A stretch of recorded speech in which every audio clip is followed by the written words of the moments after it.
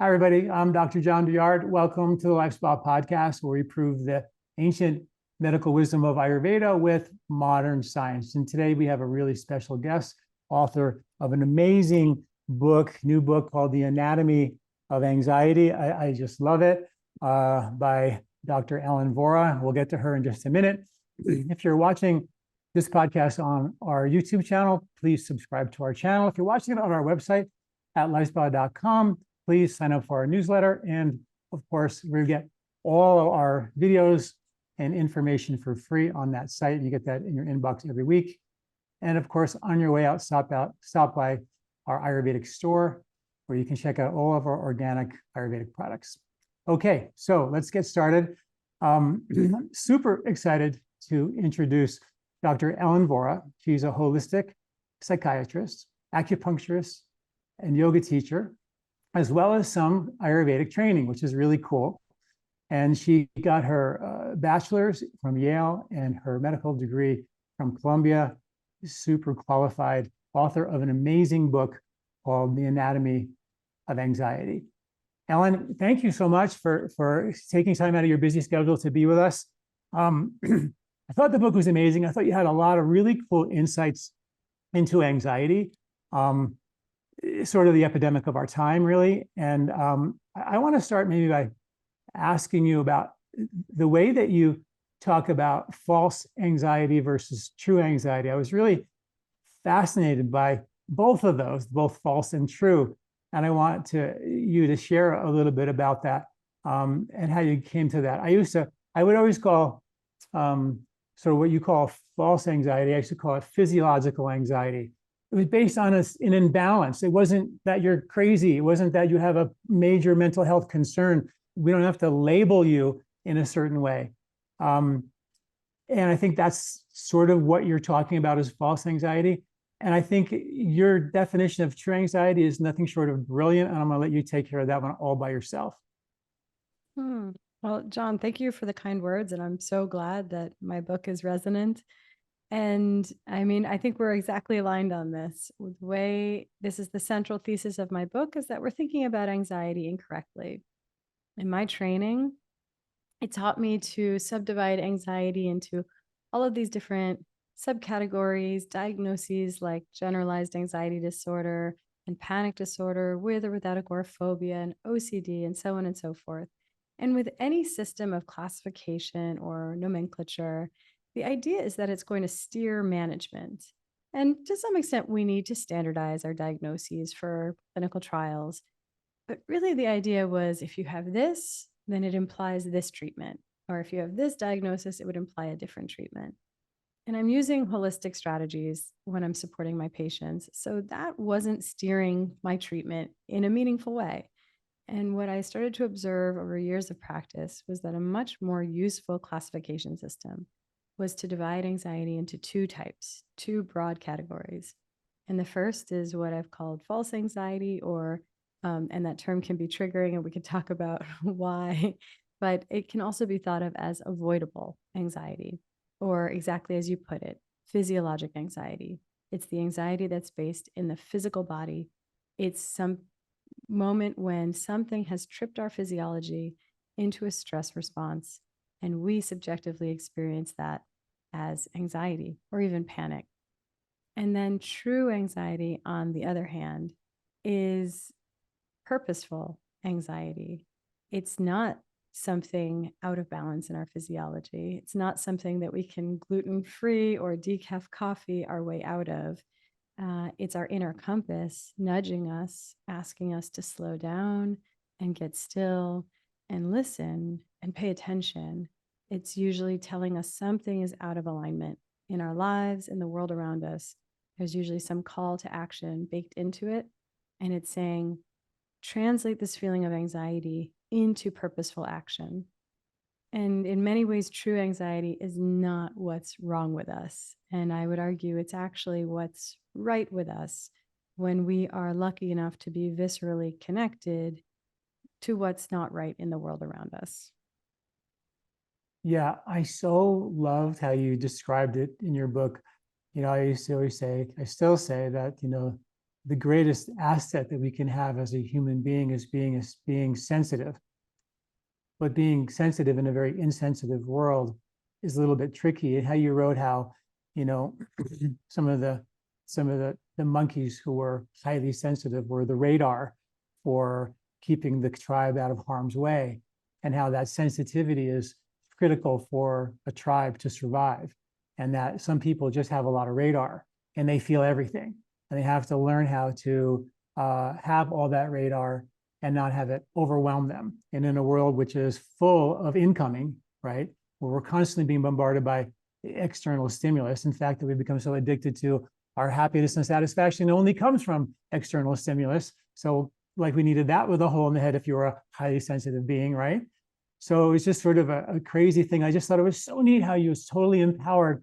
True anxiety, they're supposed to be sensitive. We're supposed to have high radar. In fact, in Ayurveda, the whole point of Ayurveda is to refine your sensory perception. You know, people who are like me, more in Ayurveda terms, more kapha, you know, and pitta, like I try to refine my sensitivity, my perception of the subtle, and be aware of the more subtle things. In Ayurveda, the more subtle it is, the more powerful it is, that we can become aware of those subtle factors. And the people who are the true anxious folks have that gift, right? And so to look at that and call it a problem is just nothing short of, you know, a violation of the beautiful gift that they were given. So I really think that was just a cool way. People really need to read that and go, yeah, I'm sensitive. You know, I have true anxiety. You know, we should change that word to true something more awesome, because obviously anxiety is just got a weird connotation, but really well put. Well, and to your point, you know, I love when we line it up with the doshas. And I think about how we need all different types of people. We all have a different role. And I don't think there's a better or worse. I think it's perfectly valid to be less sensitive. As I put in the book, like we need those folks. I want that person to be my surgeon or to be my pilot, to be the bus driver. We want some people that are a little bit less antenna wide open, a little more unflappable. It's just that in our world, we tend to value that, celebrate that, remunerate that. And so the sensitive folks who are equally valid are the underdogs in our current modern world. We're telling this person over here who's less sensitive, who's maybe more squarely pitta, we're saying you're a life natural. And this very vata person over here whose antenna is wide open and they can't make it through the news without crying, we tell that person, don't be so sensitive. And I think what we need to do instead is say, tell me what you know, because they're tuned into something that the rest of us will come to much more slowly. I use the analogy of the Vata, Pitta, and Kapha types as, you know, hunter-gatherers or cave people in the cave, and the Vata types who are super artistic and sensitive. They're drawing the beautiful drawings on the walls and making it all beautiful. The Pitta types are in there, you know, banging out and putting a deck on their cave to overlook everything, opening up new windows and doors and making it bigger and trying to make it better. And the Kapha types are sitting around the fire saying, will you guys please stop with all the racket, come down, sit by the fire, let's chat, sing songs, and let's bond, right? So we need all those, just like you said. And we all have all of that inside of us. I think all of us, we all say, yeah, I have a little of that and I have a little of that. But the proportion we have can set us up for that crazy thing called anxiety, when you're nothing more than highly sensitive and highly aware, which is such a cool thing. You go on to say in your book some of the major factors for having that sort of physiological anxiety. One of them is called, you know, tired and wired. When I read your book, I was like, so cool. I call it wired and tired. You call it tired and wired. And there's a lot of research now that shows that when you can't sleep at night, the reason for lack of sleep is not because you have too much energy. It's because you actually have too little. We actually need energy to go to sleep. There's surge of energy, or ATP, or, you know, remember biology class, adenosine triphosphate. That gets surges before you go to sleep at night. And it gets broken down into 3 phosphates and 1 adenosine. And adenosine is the sedative that puts you to sleep. For those who are listening, caffeine doesn't give you stimulation so much as it actually blocks the adenosine receptor. So you can't get tired. You can't be sedated with caffeine because you've blocked the receptors that actually calm you down. Those receptors are the ones that put you to sleep. But you need energy to make that happen. And that's the problem. We're so burned out as a culture that we don't have the energy to calm ourselves down. So we stay, as you say, tired and wired, and we can't get that body to settle down. So let's dive into that a little bit. What do you see as what people can do for their sleep, and how does that actually relate, from your perspective, to the anxiety? Yeah, so I like sleep as a first line treatment for anxiety. And this is all under the category of false or avoidable anxiety, recognizing all these little subtle aspects of modern life that are pinballing our physiology around, keeping us out of physical balance and creating unnecessary anxiety. It's not our inner compass. It's not our true north. It's not our role on this planet as the sensitive, intuitive artist type. This is just unnecessary suffering. Doesn't have to be happening. Right. Doesn't really serve anybody. And sleep is primary among this. And it used to be a while back that we weren't sleeping because of a prioritization issue. I think we used to think about sleep as like, I'm Superman. I don't need as much sleep as someone else. I'll sleep when I'm dead. Sleep is for the weak, it's for the lazy. And we actually have experienced a cultural shift where we've started to value sleep and prioritize sleep. And yet it still eludes us because we think we're doing everything right. And then we try to lie down and fall asleep and we can't fall asleep. And that's almost more infuriating.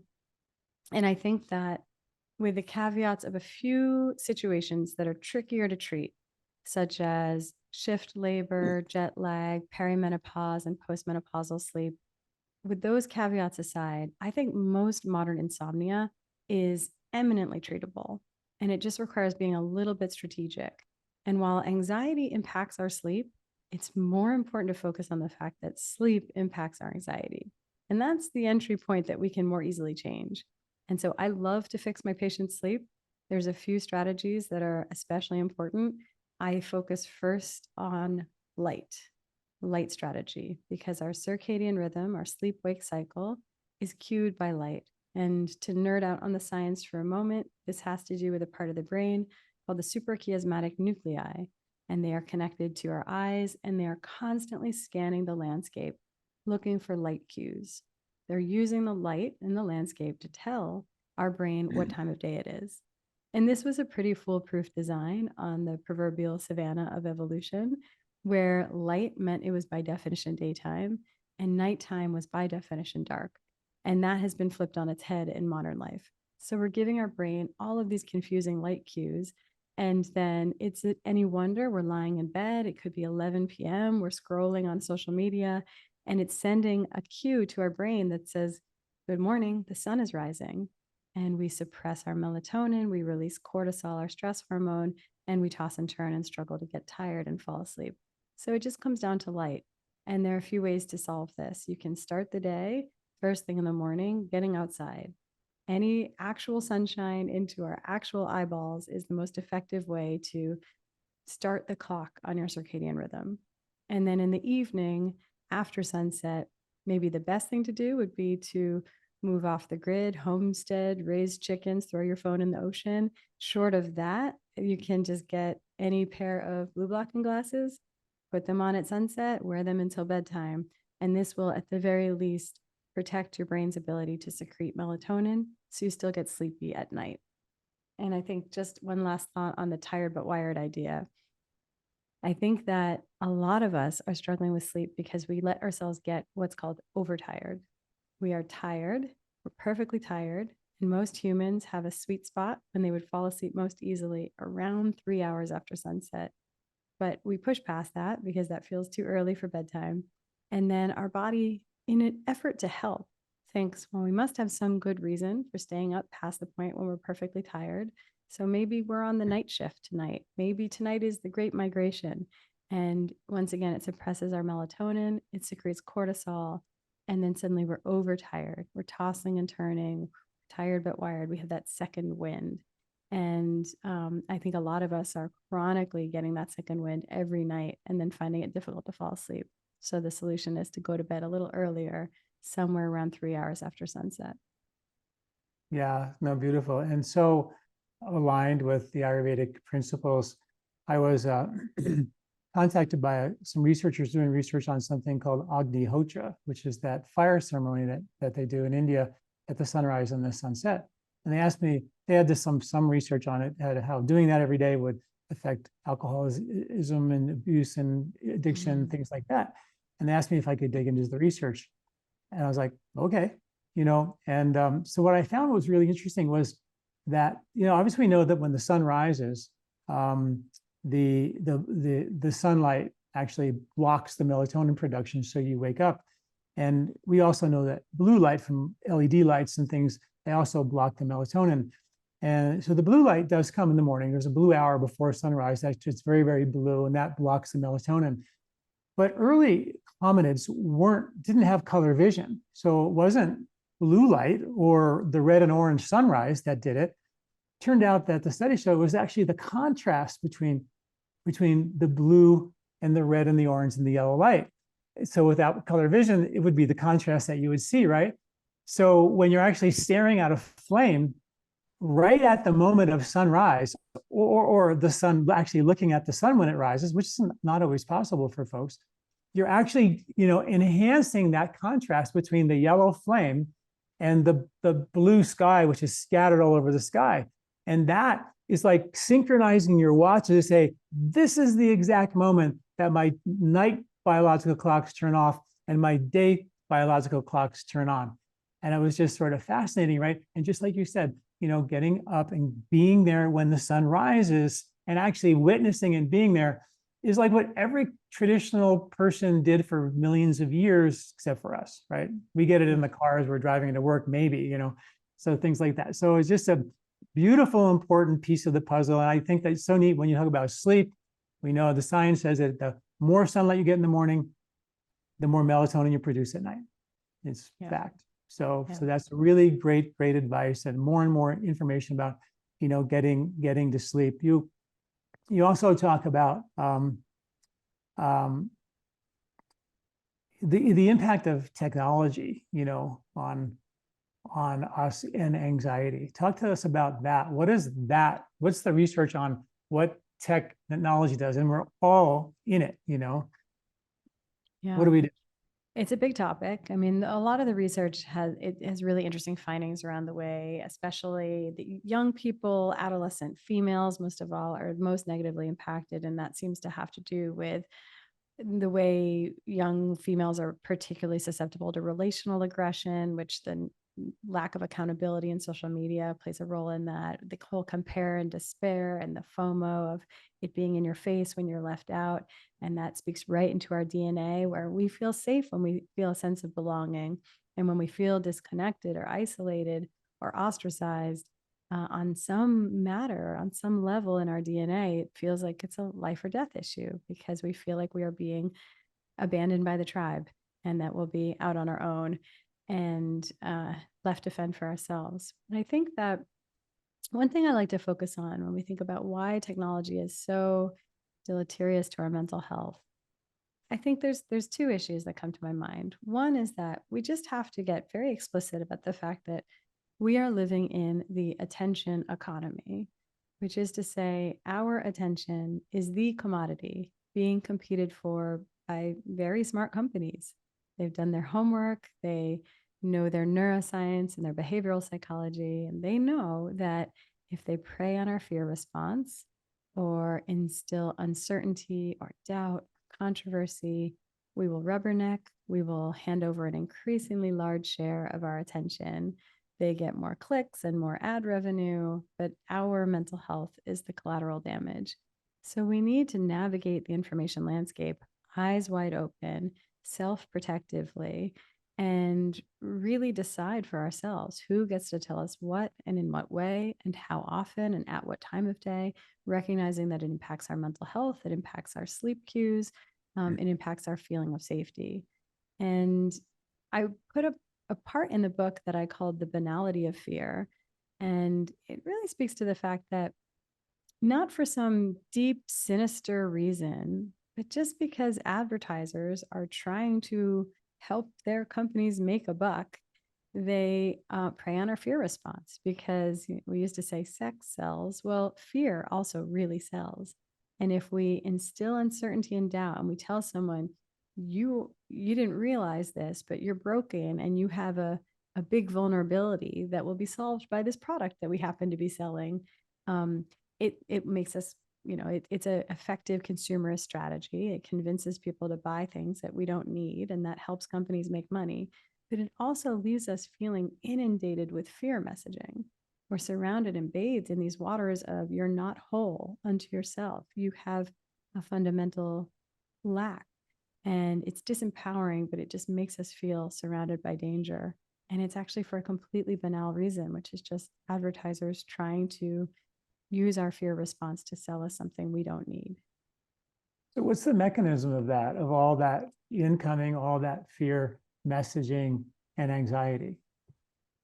The mechanism of how it creates anxiety? Yeah. I mean, I think that our brain, it's this incredible computer, it's sophisticated machinery, and it's constantly scanning the landscape for potential threat. This is largely our limbic system, and especially our amygdala in the brain. And it's a part of the brain that's it's responding very quickly, usually even before conscious thought gets involved. And it's just thinking, is that a snake? Is that a leopard? Is that, did that advertisement for a new kind of baby monitor just warn me that I haven't been a responsible parent and my child has been in this danger because I didn't buy that new kind of newfangled baby monitor? And so we're scanning the landscape for threats to our survival. And it's not bad machinery. This keeps us alive. It's a beautiful part of how we are built, but it can be exploited. So short of throwing it in the ocean, what do we do? Yeah, don't throw the amygdala in the ocean alongside our phones. I think, I think part of what we do is we need a few practices to support healthy amygdala function. I think one is to complete the stress response. This is something that draws on researchers that look at an animal of prey. If they have an encounter with a predator, it's a life or death encounter, and perhaps they have the freeze response. They drop, they become involuntarily paralyzed, they're still. It's partly to feign death so that that predator pokes around and thinks, oh, this rabbit is dead and I don't want to eat a sick animal, so I'm going to move on to the next cluster of animals and see if that might be my dinner. And when the rabbit comes to and its body perceives that the threat has passed, it shakes. It has this mechanism. It's intuitive. It shakes, and that's how it seems to discharge its excess adrenaline. That seems to be how the nervous system communicates to itself that the threat has passed and it's now safe to be in the body again. And we, as socialized human creatures, we have no shortage of stressors coming at us all the time, but we don't typically have a good shake after every stressful email or meeting with our boss. And I think we need practices like that on a daily basis. Something that discharges excess adrenaline, but also communicates to our nervous system, you're safe. And that can be any number of things. It can be movement, like exercise or dancing or shaking itself, which is what I do. It can be creative expression, chanting, humming, making art, singing. And then I think connection in all forms is really helpful. Cuddling, play, having a good cry, telling somebody, here's my raw, authentic, vulnerable truth, and having somebody reflect back to you, I really see you and I still accept you. All of these are deeply therapeutic to our nervous system. That's all I think maintenance for just all of us going through our stressful lives. I think sometimes when someone is working with a history of trauma, it requires work on a slightly different level to maintain healthy amygdala function. And that's when we're starting to look at things that can reprogram the limbic system. A limbic system that's been through trauma is often stuck in a state of hyperarousal. It's almost like the foot is stuck on the gas pedal, and then we're perceiving threat even when there is none. And so that's when you'd want to use something like EMDR or somatic experiencing therapy or DNRS. These are a lot of different acronyms, but there's a lot of really good programs that exist that help reprogram and it's really reprogramming the limbic system to rest at a slightly different baseline. Wow, that's fantastic. So shaking, you know, the Shakers in New England, right? There's a whole religious group called the Shakers. You've heard, remember Yeah, them? indeed. And and it was quite a great technique, but one of the rules of the religion was that you weren't allowed to have sex. So, you know, it didn't last because there were no people left in short order. But I think the shaking part was a really good idea, obviously, according to what you're saying. So, and there were the Shakers in, I think it's in Tanzania, the shaking medicine, the Sans Bushmen do shaking, and it's a spiritual technique, right? You've heard of that. So how do you shake? How do you get rid of that stress? You just shake? The way I shake is the way Okay. I was taught when I studied integrative medicine at the University of Arizona. And I had this amazing professor named Anne-Marie Chiasson. And she put on a particular track of shamanic drum music. The track was called Amma Extended Mix by the drummer James Asher. Brilliant, incredible, heart-centered musician. I use his track of music when I do talks on this and presentations. And I've asked him, for permission to use his music. And he's like, please just spread this medicine. And so it's so Yeah. gracious about it. And that music helps sync up the brain with theta wave patterns. So even just listening to that rhythm of music is inherently relaxing. But then I let my body be floppy, close my eyes, and there's a temptation to start moving in a way that you think is the right way to move. You think you should do something that looks normal or looks cool or looks appropriate or is what you're picturing someone might do in a shaking practice. And you almost need a sacred pause. You wait through that initial instinct and you wait for what emerges, which is basically your body calling the shots and saying, well, here's how I feel like moving in this moment. And it looks different every time. But I think there's something inherently therapeutic about, for once, letting our bodies tell us how to move rather than constantly imposing top down, here's how you need to get through the day. And so I move however my body feels like moving in that moment. I find it excavates memories, emotions, things that are stuck in the connective tissue, in that sense that the body keeps the score. We hold so much in our fascia, and that gets unearthed and dislodged. And then the shaking movement seems to always result in a state of relaxation afterward. Wow, that is very cool. That is so easy for people to do, right? Obviously not on the public bus because they might, but there's a place for that. And it's super cool to be able to do that. And it's, I mean, there's a lot of really interesting science behind that as well. And it's a spiritual technique as well. Kind of raises your vibration, right? Absolutely. And when you raise your vibration, you start thinking above the fray. You're not hitting every emotional rock as you cruise through the river, right? So it just makes life a lot easier. Are there any other like super quick little resets that you know of that you can share for people to kind of de-stress and get that anxiety to bed? Let me throw two out there. One is the 4-7-8 breath, which there are so many different pranayama exercises, Kundalini breathing exercises. There's so many ways to breathe that can be used as a technology to tip our nervous system from a state of a sympathetic nervous system tone to a parasympathetic tone. It's really anything that extends the exhale relative to the inhale without straining. I find the way I make sense of that is that it's like you're breathing as if you were a genuinely relaxed person. And all of this communication between the brain and the diaphragm, it's two-way communication. So if you were truly relaxed, you would breathe in this way, long, deep diaphragmatic breaths with an extended exhale. But if you're not relaxed, but you breathe as if you were a relaxed person, it sends the memo up to the brain. And the brain is like, by Jove, I never thought I'd say this, but apparently the organism is relaxed. And so then a neurohormonal cascade ensues. The one I like is the 4-7-8 breath. I like them all. I like box breathing, but inhaling to the count of 4, holding to the count of 7, exhaling to the count of 8. It's a great technique, easy to remember, easy to practice. And the key is really just to have a loose grip.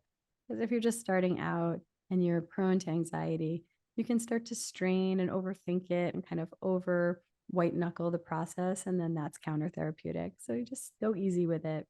And the last one I'll mention is crying. And I think that we are due for a cultural rebrand around crying. We cry and we instantly apologize. We say, I'm sorry, I'm sorry. We try to suck it back in and make it as small as possible. and we feel like a burden. We feel embarrassed. We feel ashamed. And we think I'm a hero if I can just make this cry as short and as small as possible. And I think we've got it completely wrong. It's the wisdom of our body giving us a much needed opportunity for a release. And it's free therapy. So I encourage people to really rethink crying. And when they get an opportunity to cry, to dive in, let it be big, let it be complete. Don't apologize, normalize it. I wish that didn't rhyme. And really just go with it and let that be a complete experience. It's the most cathartic thing that we can do, and it bonds us to the people we're around. It's not a burden, and it's not something to be ashamed of. It activates oxytocin and mirror neurons and others around us and elicits empathy. There's really something so pro-social about crying. So I think we need to embrace it. I love that. It's so interesting that you say that, because when you read the Ayurvedic text, there's always like all the conditions and diseases and whatever. And there's always like a list of things you should do. And on the first thing that comes up in almost every condition, which when I first read those texts years ago, I just thought, okay. It was don't suppress natural urges. Yeah. Don't suppress natural urges. I'm going like, okay, sure, whatever that is. And that would go into the, give me the herb for the whatever it is, And then I actually wrote an article about the 14 natural urges that we actually suppress. And it's sort of phenomenal, because these are the things that are on the top of the list for every disease in Ayurveda, which is a thousands-year-old medicinal system. One of them is crying, then you think, okay, well, and there's pooping, and then there's peeing, and there's sneezing, and there's coughing, and there's burping.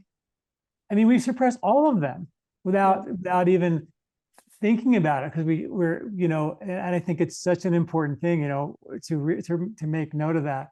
And crying absolutely being one of those, and doing the breath and lengthening the breath, particularly the exhale, as what it does for folks, so is it actually allows your carbon dioxide levels to rise, and carbon dioxide levels calms you down. That's why when you get an anxiety attack, you put a paper bag over your mouth, you rebreathe carbon dioxide, and you get more CO2. And most of us, because we're anxious, we shallow breathe, right? So we breathe really shallow. And one study showed that we overbreathe oxygen when we do that. And one study showed that 75% of the oxygen we breathe in, we breathe right back out unused. And when we do that, breathing really rapidly and shallow, we blow off all the CO2. So oxygen gets high, CO2 goes low, and we get anxious. And when you start to slow and lengthen the breath, the carbon dioxide levels begin to rise. And so it's a beautiful mechanism for allowing us to calm down. It's just letting our body slow down and bringing the carbon dioxide levels and the oxygen levels back into balance, which is really a cool thing. Those are awesome tips. Thank you so much. Okay, now the things we do when we are anxious, we go, I need a cup of coffee, right? So we go to the caffeine or the Red Bull or the whatever. Tell us about that. Does it help us? Does it hurt us? Is it good, bad, and ugly? What's the story with caffeine? I don't make many friends with this part of the conversation, I'll admit. I mean, there are these aspects of modern life that are normal, they're common, but a lot of us are stuck in a vicious cycle in our relationship to these substances. And I would say caffeine, alcohol, and sugar are worth highlighting. And with caffeine, it's not, I try to be moderate with this and recognize it's not necessarily an inherently bad substance for all people. And there's certainly a dosha perspective on this. But I think that when the studies look at it, without regard for Ayurvedic doshas, there's some recognition that caffeine, coffee contains magnesium and antioxidants and is associated with decreased levels of type 2 diabetes and Parkinson's disease. So not inherently bad, but there's bioindividuality.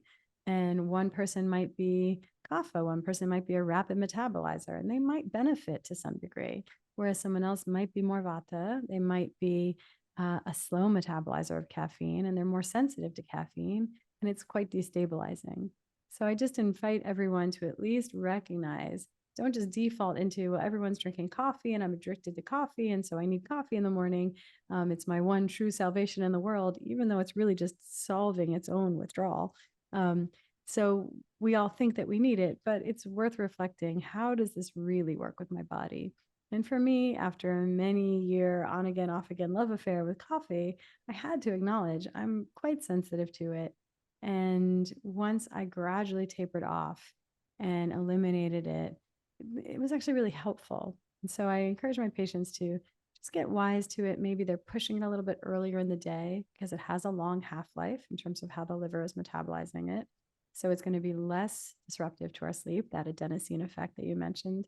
So pushing it earlier in the day gives our liver more time to metabolize it. And then there's less caffeine buzzing around our brain when we're trying to fall asleep.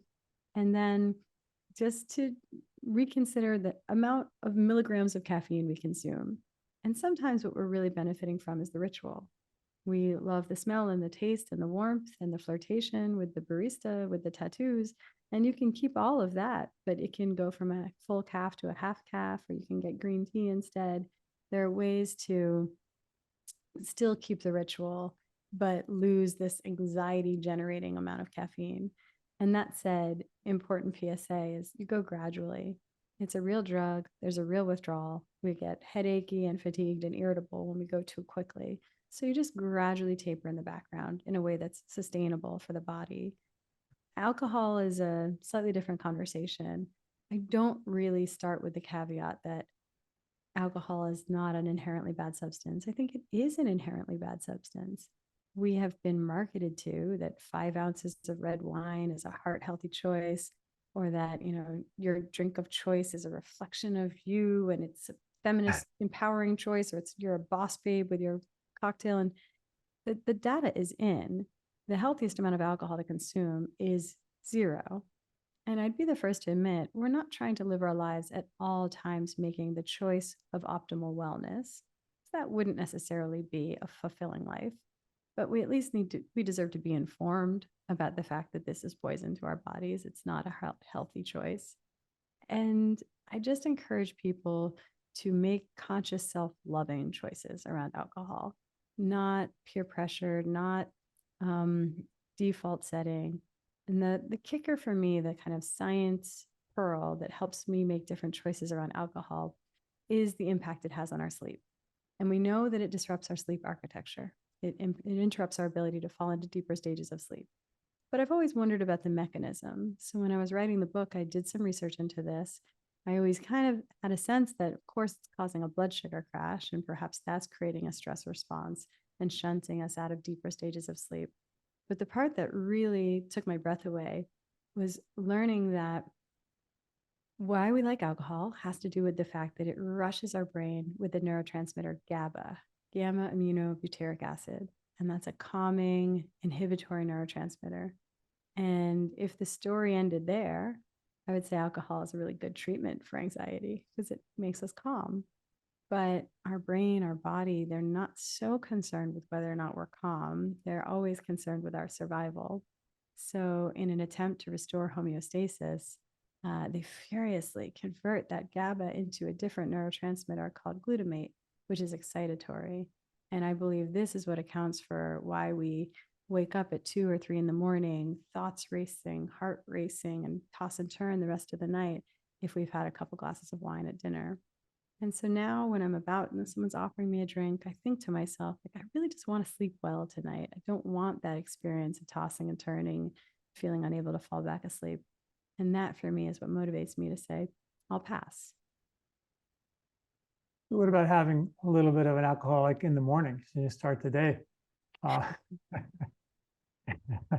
Just kidding. No, I love that. And I think, people are going to push back and go, well, there's all these studies saying alcohol is good for you, for heart disease and things like that. What do we say about that?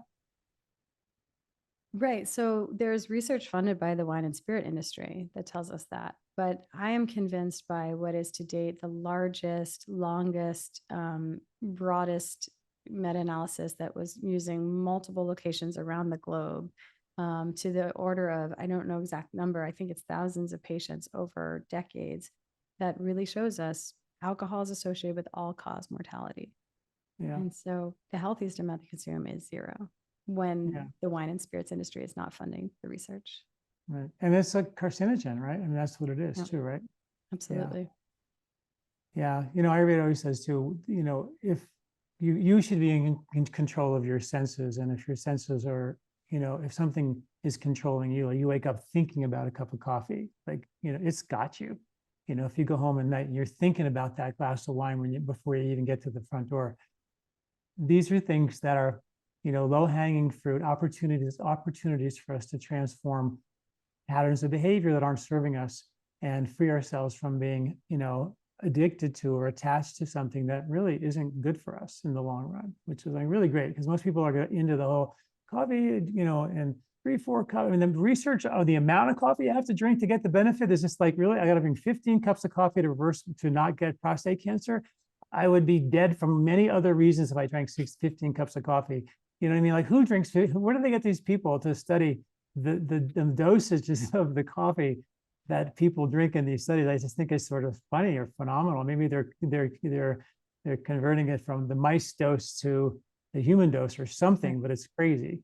I've always wondered if that research is actually inherently confounded, because the same person who would feel drawn to drinking that much coffee in a day, they might just be fundamentally different on a biologic level in a way that also happens to decrease rates of type 2 diabetes and Parkinson's. So it may be that it's not the caffeine effect, it's something biochemically about that person. But yeah, I think you're exactly right, that sort of being controlled by our senses. And it's interesting just to see on places like Instagram and TikTok, the love affair that we have with our coffee, the passion around it, the sort of it's a muse for people. There's beautiful artistic reels made of people pouring coffee into a mug. And I respect the craft, but at the end of the day, it just tells you can't come between people and their addiction. And whether it's my latte, my wine, my Klonopin, these substances that,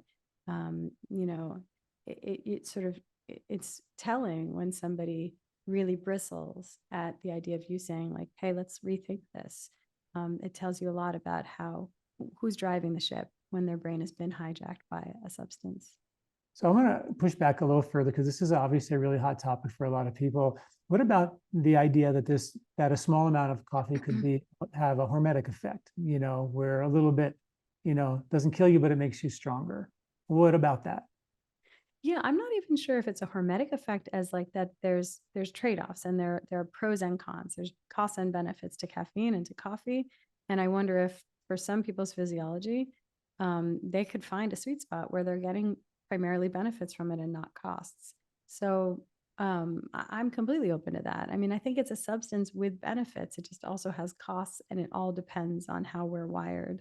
And so I don't even think it's necessarily beneficial in how it's harming us and that more hormetic effect. I think it's benefiting us with, what would be considered inherently beneficial aspects like the magnesium and the antioxidants, and even the way that it is a stimulant. I think some people's wiring actually benefits from that. Yeah, they feel good, and that's a benefit they don't want to lose, Yeah.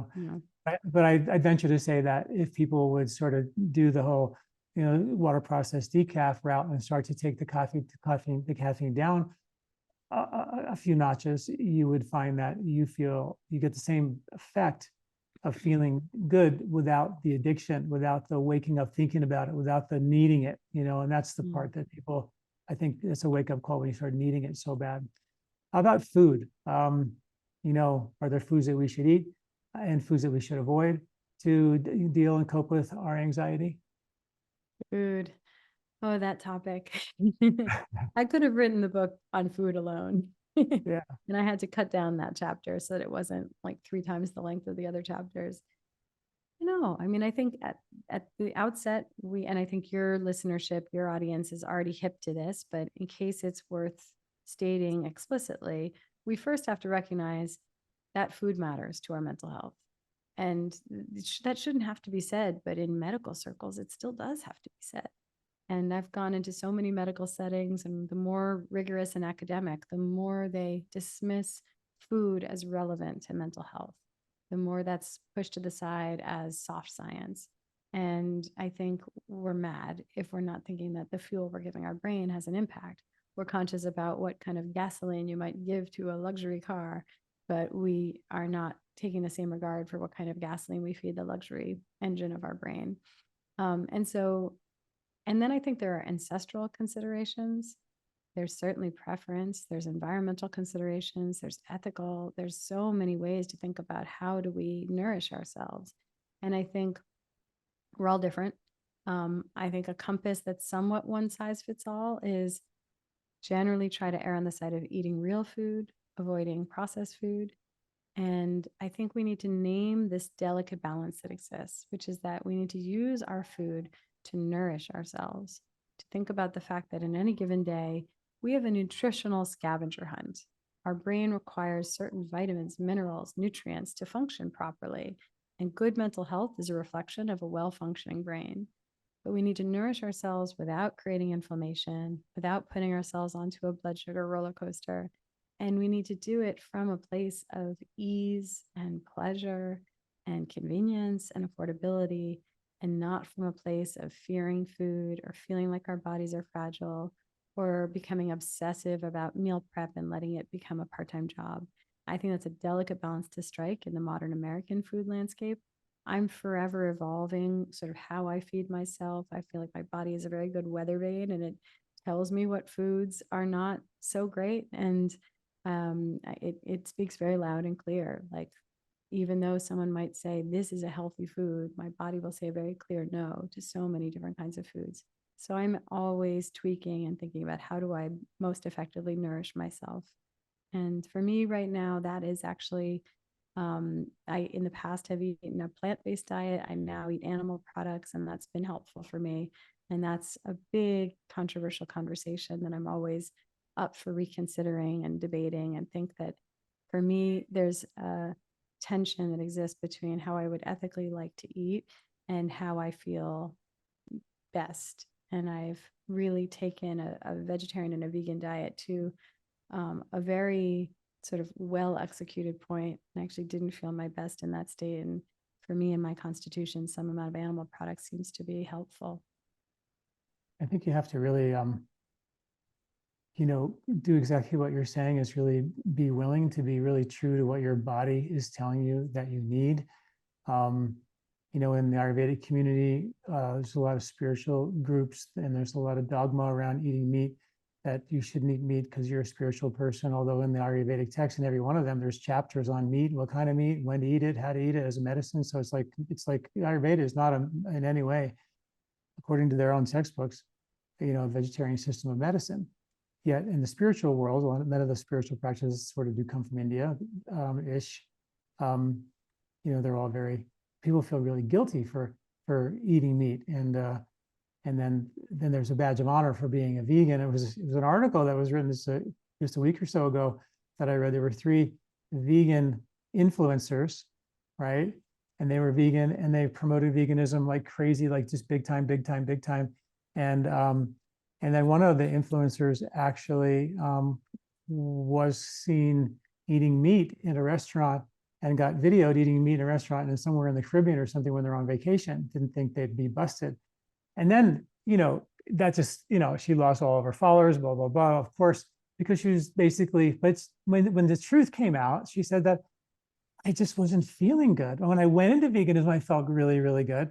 But then I just started feeling, worse and worse and worse. And I just felt like I had to start eating meat. Now, there's no excuse for lying to her people. The other 2 influencers actually did come clean first and say, hey, you know what?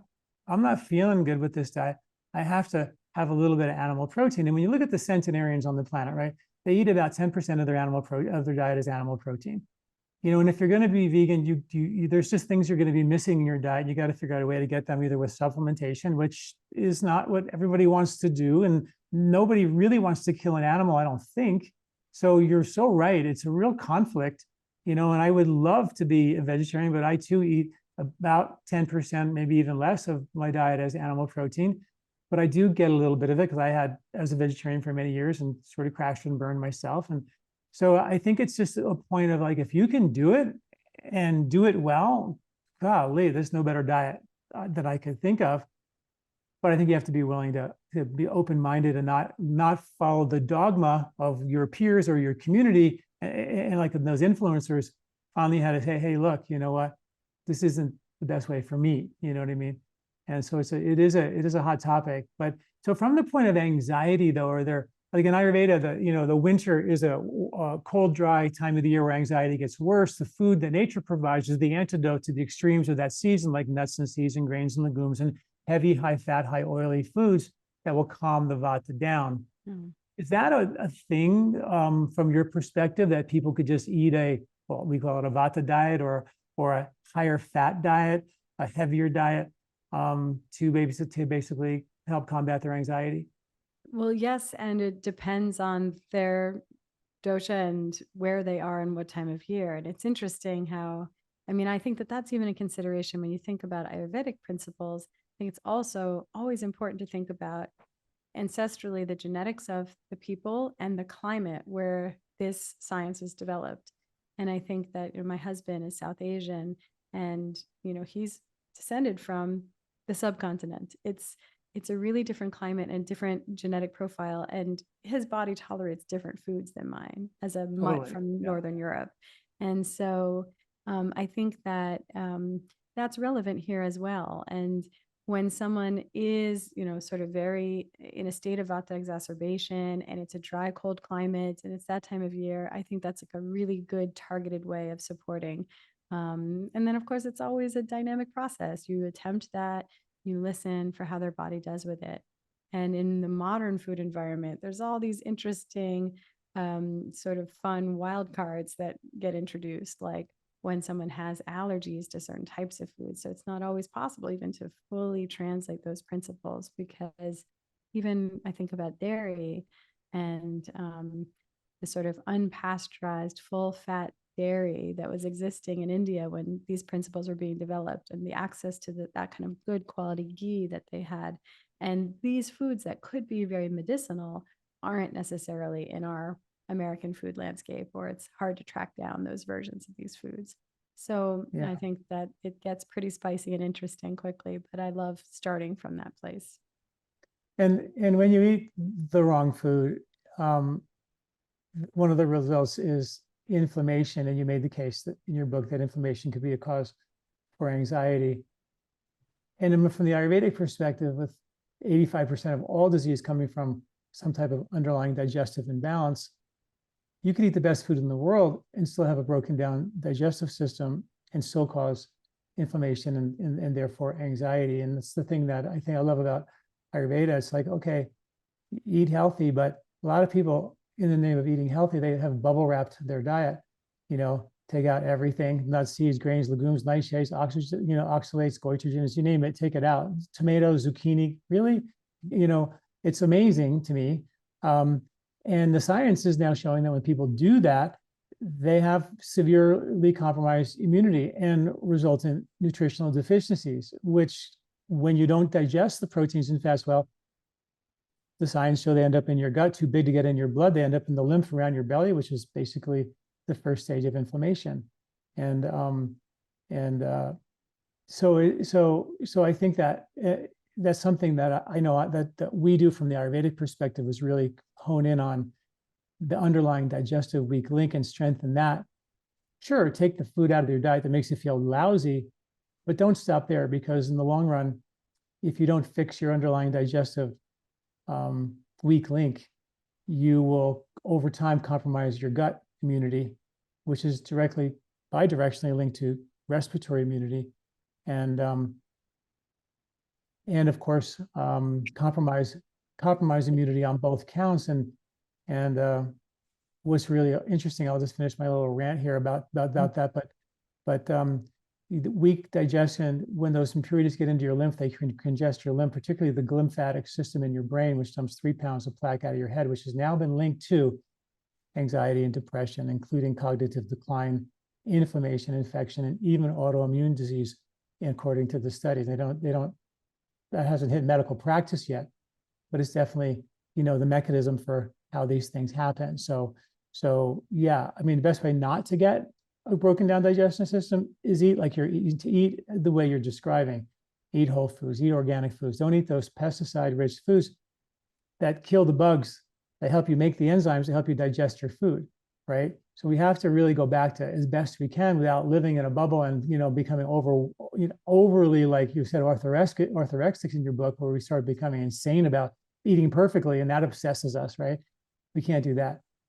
But any comments you can have about the inflammation pathway and what we can do about that? Yeah, and I love this line of thinking that you just brought up, because it also speaks to the fact that in this modern environment where we're out there, we're all trying, everyone on Instagram, everyone in wellness, every orthorexic, everyone's just trying to feel good, to help others feel good. And sometimes it is misguided. And I think we're very focused on the what. Are you eating gluten? Are you eating dairy? Are you eating nightshades and goitrogens, as you pointed out? And not as much focus is on the how.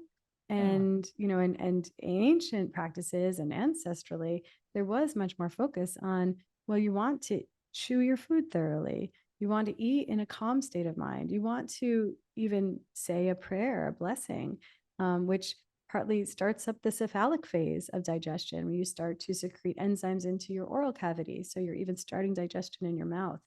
And all of that actually, helps with our digestive fire, helps us have a smooth digestion, which is not a part of this that we're focused on at all. What a typical wellness practice would be, I'm eating the perfect, like, sweet green salad, but I'm sitting at my computer, scarfing it mindlessly, barely chewing, inhaling this food.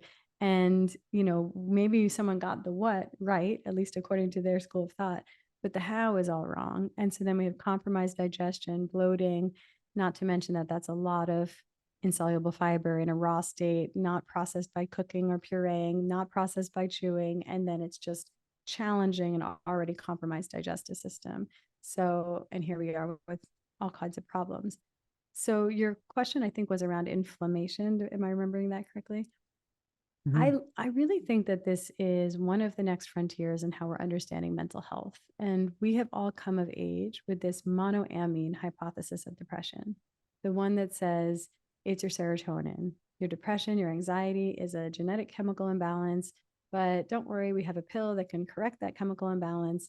So everyone go forth. And this is not to out of hand dismiss antidepressants. We can have that conversation. There's nuance to that conversation.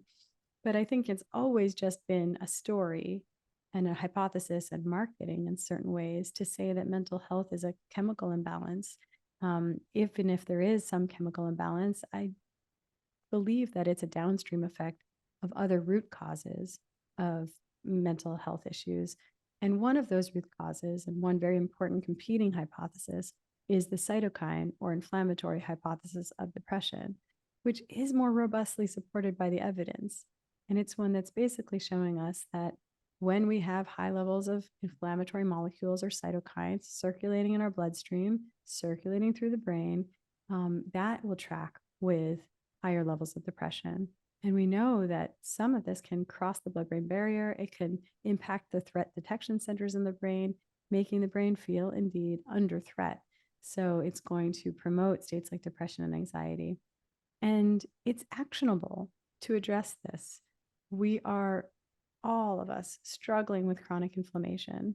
It was something that really stuck out to me in med school because you kept hearing about aspirin.